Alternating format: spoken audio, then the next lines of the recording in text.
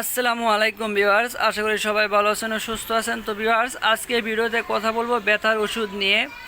অর্থাৎ আপনার শরীরের কোন কোন ব্যথা হলে আপনি ন্যাপ্রোক্সিন খাবেন আর কোন কোন ব্যথা হলে রোলাক খাবেন, এবং এই দুইটার মধ্যে কোন ওষুধটা বেশি কাজ করে থাকে আর এই ওষুধগুলো কীভাবে খাবেন, কতদিন খাবেন, সেই বিষয়ে আজকে ভিডিওতে বিস্তারিত আলোচনা করব। আমি ডিপ্লোমা ডাক্তার মোহাম্মদ তারেক ইসলাম, মেডিসিন স্পেশালিস্ট। ভিউয়ার্স, চলুন আমরা মূল বিষয়ে কথা বলি। তো আমাদের দেশে যত ধরনের ব্যথার ওষুধ রয়েছে তার মধ্যে ন্যাপ্রোক্সিন এবং রোলাক সবার কাছে একটু বেশি পরিচিত। আমাদের শরীরের বিভিন্ন ব্যথায় কিন্তু আমরা এই ওষুধগুলো খেয়ে থাকি। তো আমরা প্রথমেই রোলাক নিয়ে কথা বলি যে আমাদের শরীরের কোন কোন ব্যথায় রোলাক ভালো কাজ করে থাকে। ভিউয়ার্স, আমি যদি এক কথায় বলতে চাই তাহলে বলবো আমাদের শরীরের যত ধরনের কাটাছেঁড়া বা আঘাতপ্রাপ্ত ব্যথা আছে সব ব্যথায় কিন্তু রোলাক ভালো কাজ করে থাকে। আপনারা খেয়াল করে দেখবেন, আমাদের যখন শরীরে কাটাছেঁড়া হয়, বিভিন্ন ধরনের সার্জারি হয়, অপারেশন হয়, অপারেশনের পরে কিন্তু এই রোলাক দিয়ে থাকে। বা আমরা যখন অ্যাক্সিডেন্ট করি, যখন আমাদের শরীরে বিভিন্ন ধরনের সেলাই করে থাকে, সেলাই করার পরে সেই ব্যথার জন্য কিন্তু এই রোলাক দিয়ে থাকে।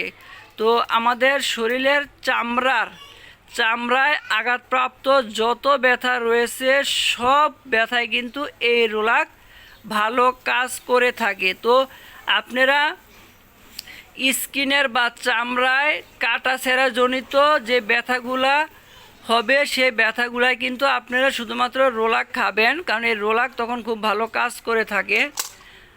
এখন আমরা জানি যে ন্যাপ্রোক্সিন আমাদের কোন কোন ব্যথায় ভালো কাজ করে। তো ভিউয়ার্স, আমাদের শরীরের কাটাছেঁড়ার ব্যথা আর হচ্ছে পেটের ভিতরের ব্যথা, এই দুই ধরনের ব্যথা ছাড়া শরীরের যে কোনো ব্যথায় কিন্তু ন্যাপ্রোক্সিন ভালো কাজ করে। বিশেষ করে কোমরের ব্যথায়, মেরুদণ্ডের ব্যথায়, হাঁটুর ব্যথায়, এক কথায় বলতে গেলে আমাদের শরীরের যত জয়েন্টের ব্যথা রয়েছে সব জয়েন্টের ব্যথায় কিন্তু এই ন্যাপ্রোক্সিন খুবই ভালো কাজ করে থাকে।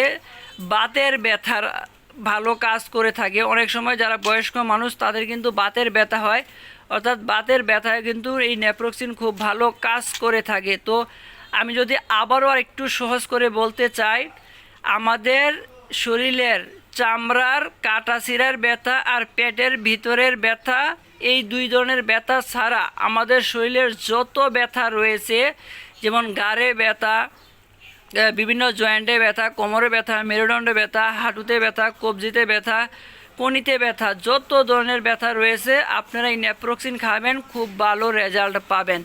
তো ভিউয়ার্স, এই ওষুধগুলো খাওয়ার নিয়ম কি?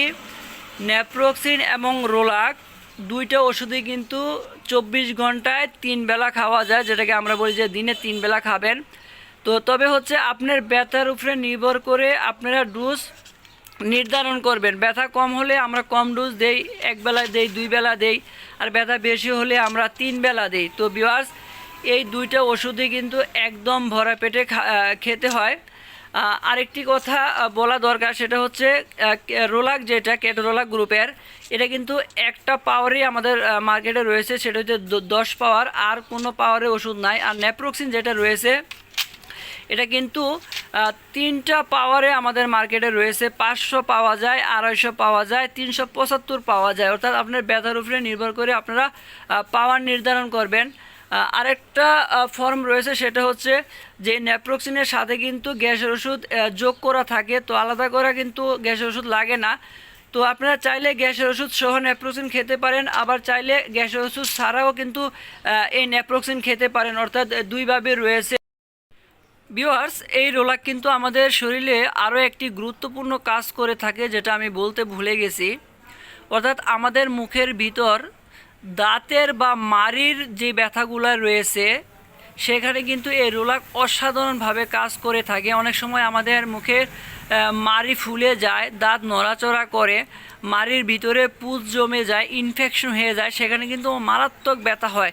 তখন কিন্তু এই রোলাক অত্যন্ত ভালো কাজ করে থাকে। অর্থাৎ খাওয়ার সাথে সাথে কিন্তু মাড়ির ব্যথা বা দাঁতের ব্যথা কমে যায়। তো ভিউয়ার্স, যদি আপনাদের আরও কিছু জানার থাকে আমার এই ভিডিওর কমেন্টে জানাবেন, আমি রিপ্লাই দেওয়ার চেষ্টা করব।